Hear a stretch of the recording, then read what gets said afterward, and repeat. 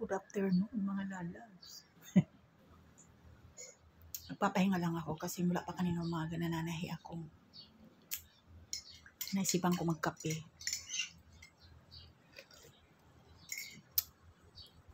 Time check is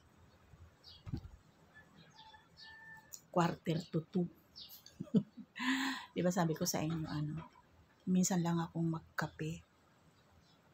Ay sa madaling araw lang ako nagkakape. Depende, madalawahan. Pero once in a blue moon lang. Pero ngayon nagkape ako kasi para yung kinain ko ba, nandito lang. Nakalagay lang sa lalamunan yung lasa ng kinain ko. Nagano kasi ako mga lalabs, nagpapak ako ng dinuguan. Hindi ko sinamahan ng kanin, so dinuguan lang. Kaya parang andito eh. Kaya sabi ko magkape ako. Katanghalian, mag-alas 12.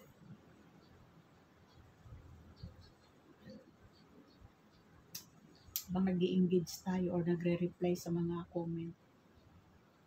Pahinga-pahinga. Dito ako sa sahig, nakasalumpak ako sa sahig.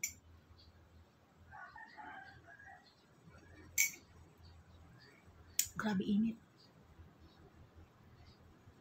Buti nga may hangin-hangin. Siguro pagtungtong ng ito mga lalabs. Mayo. Grabe init. Kahapon 42 degrees. Yung heat index natin kahapon dito sa Manila is 42. Medyo mga sa mga probinsya mainit. Naiisip ko yung apo ko dun sa Pangasinan, si baknet ko, si Magmag.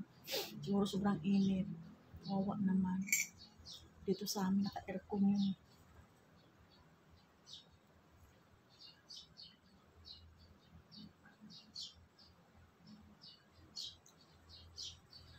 Pahinga lang na naman ako mamaya. Karate na naman ako.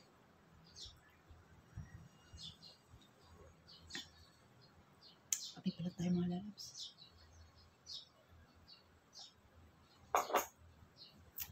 Grabe.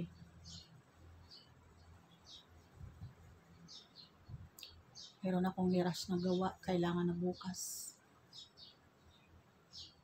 Kaya medyo haggard ang lola niyo ngayon. Hindi tayo makapagkayas. Bukas na tayo mga ayas.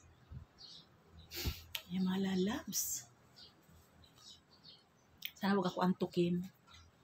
Sana ako antukin. Grabe init sa labas. Nagre-reflect sa mukha ko yung tumatama dito sa kapitbahay, sa pader nila. Grabe init talaga. Kaya grabe ako uminom ng tubig ngayon. Nakakailang litro akong tubig sa maghapon as in. Ayan mga lalabs, ingat po tayong lahat. Sobrang init ngayon, lagi po tayong iinom. Inom po tayo ng maraming tubig. Ayan, thank you so much for watching.